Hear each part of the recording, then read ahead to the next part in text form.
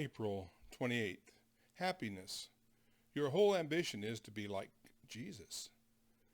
Romans 12:2. And be not conformed to this world, but be transformed by the renewing of your mind, that ye may prove what is that good and acceptable and perfect will of God. The assumption that human beings are born to be happy is scarcely questioned by anyone in today's society, and the effect of this modern hedonism is felt also among the people of God. The Christian gospel is too often presented as a means towards happiness,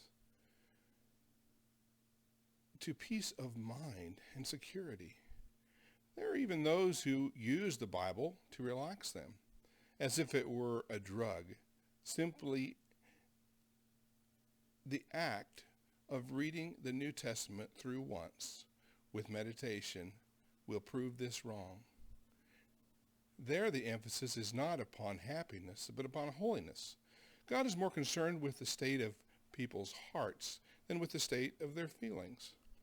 Undoubtedly, the will of God brings final happiness to those who obey.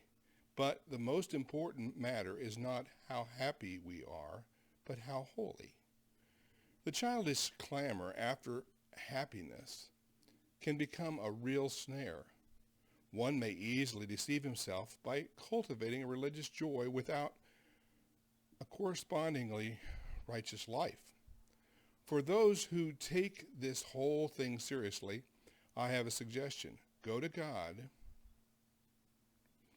and have an understanding. Tell him that it is your desire to be holy at any cost, and then ask him never to give you more happiness than holiness. Be assured that in the end you will be as happy as you are holy. But for the time being, let your whole ambition be to serve God and to be Christ-like. This is from Evenings with Tozer. And then there's a publication by Al Smith called Al Smith's Treasury of Hymn Histories. And here is How Great Thou Art. I can say without fear of argument that this song has captured the hearts of Christians more than any other song in our generation. I'm indebted to Mr. Stuart K. Hine, who was used of God to literally give this song to the world, for the thrilling story leading to its writing and development.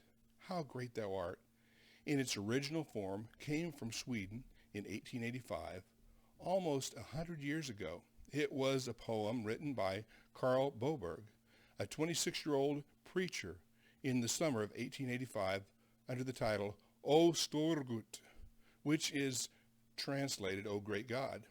It was a warm summer day. Karl and some of his friends had gone to a meeting some 2 miles from home. On the way back, they were caught in a thunderstorm.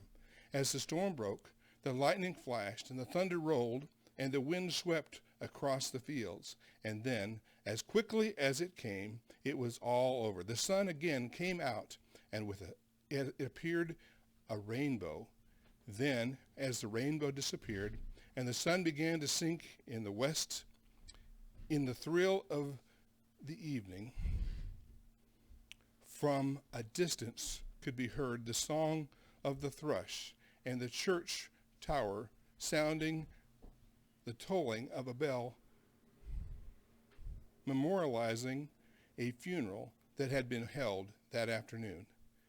The very atmosphere, the beauty of the surroundings, and the sound of the bell all combined to draw from the heart and mind of a young preacher a poem, the subject of which, after many translations in many lands and after many years, would become known as How Great Thou Art.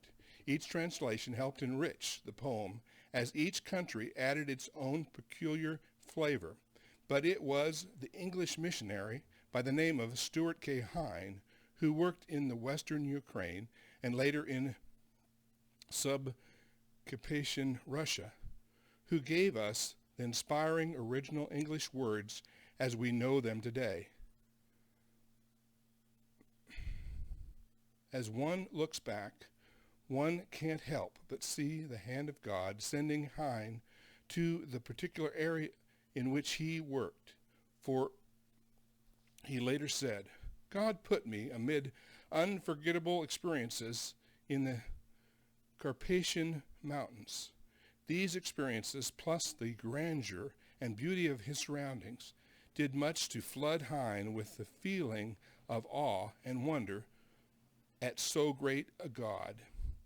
This would eventually lead him to describe all of this in his own ways and words. O Lord my God, when I in awesome wonder consider all the works thy hands have made, I see the stars, I hear the mighty thunder, thy power throughout the universe displayed.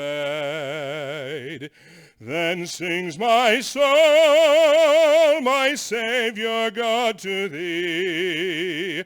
How great thou art, how great thou art. Then sings my soul, my Savior God, to thee. How great thou art, how great thou art. When through the woods and forest glades I wander, and hear the birds sing sweetly in the trees, when I look down from lofty mountain grandeur, and hear the brook and feel the gentle breeze, then sings my soul, my Savior God, to thee. How great thou art, how great thou art. Then sings my soul, my Savior God, to thee. How great thou art, how great thou art. And when I think that God his Son not sparing sent him to die, I scarce can take it in, that on the cross, my burden gladly bearing, he bled and died to take away my sin. Then sings my soul, my Savior God, to thee. How great thou art, how great thou art. Then sings my soul, my Savior God, to thee. How great thou art, how great thou art. When Christ shall come with shout of acclamation and take me home, what joy shall fill my heart. Then I shall bow in humble adoration and there proclaim, my God, how great thou art. Then sings my soul, my Savior God, to thee. How great thou art, how great thou art. Then sings my soul, my Savior God, to thee. How great thou art.